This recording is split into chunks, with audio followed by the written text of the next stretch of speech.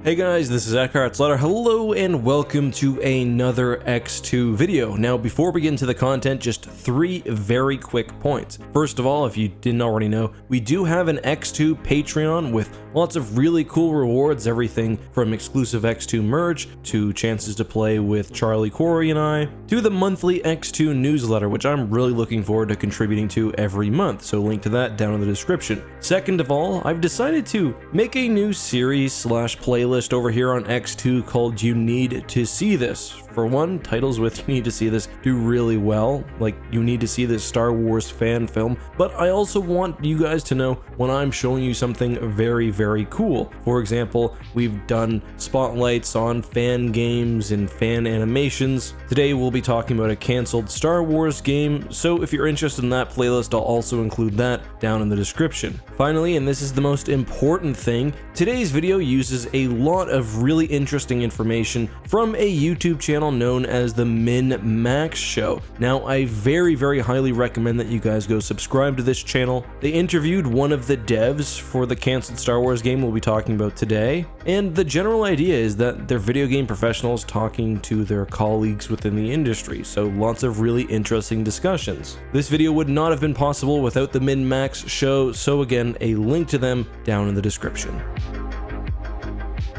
Alright, so today I'm going to tell you guys a story that will make a lot of you very, very frustrated, and rightfully so. You know, I'm somewhat of an EA defender, but this move just cannot be excused because we are looking at the mismanagement of what could have been an excellent game set in the Star Wars universe. I'm already getting frustrated just talking to you guys about it, but before we get into everything, we need to understand the history. So, a long time ago in a galaxy not that far away, there was a studio called Visceral Games, and Visceral Games is probably most well known for their Dead Space series, but they also made the really cool game Dante's Inferno, which I personally loved, and they also worked on Army of Two. Visceral had developed a really good team focused around linear story-based video games. Visceral was an arm of EA, formerly known as EA Redwood Shores, and when EA was given the exclusivity rights to Star Wars games, they were one of the studios tasked with making a brand new game. We actually learned about the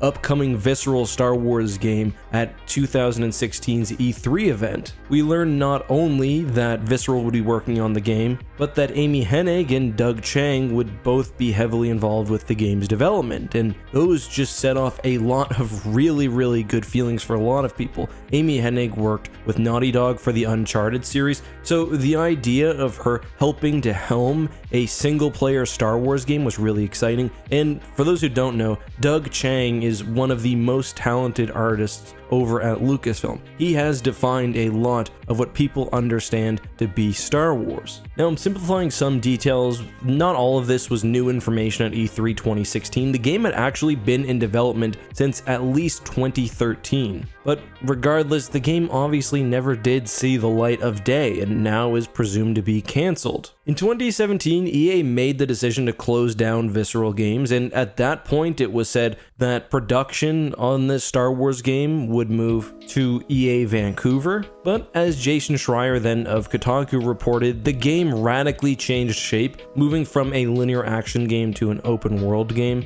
and eventually was cancelled. And I mean, personally, thank God, I'm so happy we didn't get a single player Star Wars game out, and instead EA Vancouver was able to work on the yearly NHL and FIFA releases. I'm just joking, but yeah, so the game is cancelled, it's dead, it's probably not coming back, but that's just what was publicly known until now. The YouTube channel that I was talking about earlier, the Min-Max Show, had an interview this week with Zach Mumbach, who was working as a part of Visceral on the future Star Wars game, and he gave a lot of information that wasn't known, so let's talk about that, and this is where things are really going to get frustrating. So, as mentioned, the Star Wars game was meant to be a linear action experience with a lot of focus on character and story, again, quite like an Uncharted game, which is why the hiring of Amy Hennig makes a lot of sense. According to Zach, one of the main sort of foundational problems with the project was that EA completely mismanaged the Visceral studio.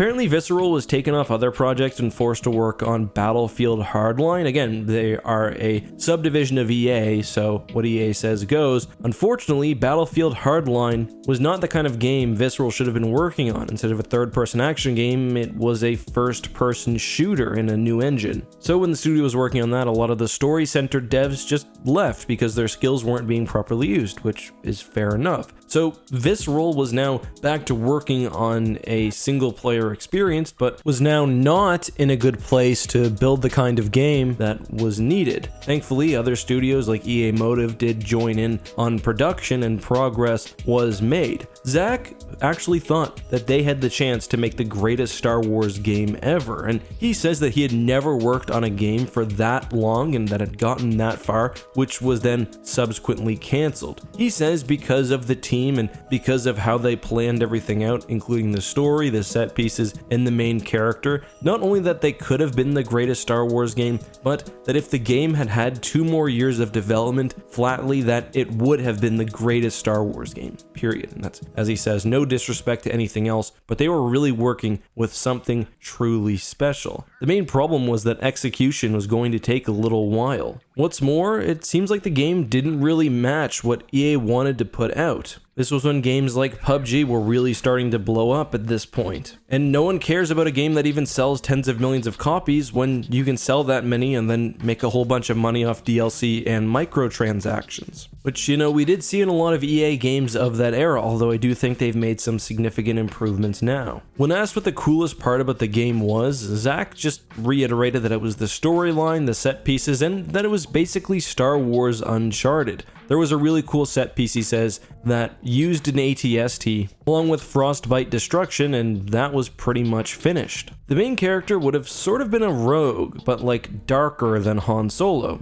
A rogue without a heart of gold maybe, somebody strictly looking out for themselves, but without Han's really redeeming qualities. Not necessarily a bad guy, but not a person who's going to become a Jedi anytime soon. One of the other MinMax interviewers actually got to play the game. He wasn't a dev, but he says that the people that should be most disappointed are us, Star Wars fans, the people who never got to see the game in its finished state. And this is why it's so frustrating. EA, frankly, was a couple of years away from making something that would have been really, really cool, at least by all accounts. Now, maybe Zach's lying, I kind of doubt it, but from an outsider perspective and looking back, it seems like EA was way too eager to simply follow trends. First, they move the game to open world because they can try to keep people in the experience for longer. Then, of course, it just gets canceled because you're basically starting a game from scratch at that point. Even in the announcement that Visceral is closing, they said, "We will be maintaining the stunning visuals, authenticity in the Star Wars universe, but we are shifting the game to be a broader experience that allows for more variety and player agency." This was a mistake. Single-player games were never dead, although for a while it seems like publishers thought they were, and Jedi Fallen Order did really great numbers. I thought it was a good game, not a very good or an excellent game like it sounds like this could have been.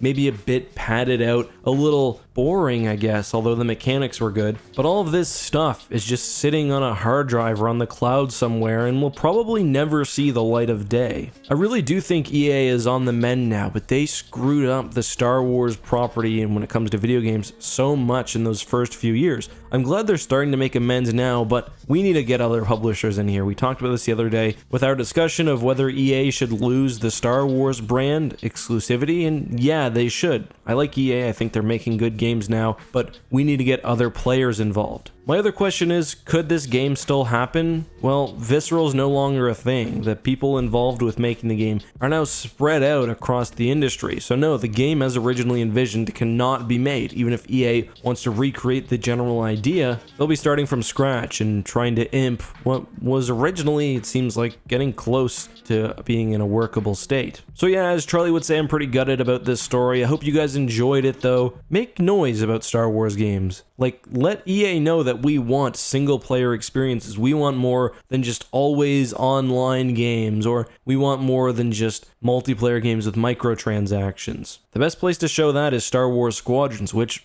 based on everything I've heard today, sounds very much like a game EA would have not made a few years ago. Of course, this isn't the only canceled Star Wars game. We also had 1313, which is gone. We have the Darth Maul game and others which admittedly did start under the Legends banner, so EA, give us something. You really need to put stuff out if you want Disney and Lucasfilm to even consider keeping your exclusivity rights. Until next time though, guys, this has been Eckhartsladder. Check out all the links in the description. Be safe and may the Force be with you.